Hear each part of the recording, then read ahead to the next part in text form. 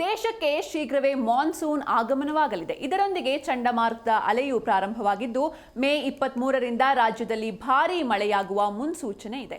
ಹೌದು, ಬಂಗಾಳ ಕೊಲ್ಲಿ ಸಮುದ್ರದ ಆಳದಿಂದ ಶಕ್ತಿ ಚಂಡಮಾರುತ ರೂಪುಗೊಂಡಿದೆ. ಇದು ಸಂಪೂರ್ಣವಾಗಿ ಸಕ್ರಿಯವಾದರೆ ಭಾರತದ ಪೂರ್ವ ಕರಾವಳಿ ರಾಜ್ಯಗಳು ಹಾಗೂ ನೆರೆಯ ಬಾಂಗ್ಲಾದೇಶದಲ್ಲಿ ಭಾರೀ ಮಳೆಯಾಗುವ ಸಾಧ್ಯತೆ ಇದೆ ಎಂದು ಭಾರತೀಯ ಹವಾಮಾನ ಇಲಾಖೆ ಮುನ್ಸೂಚನೆ ನೀಡಿದೆ.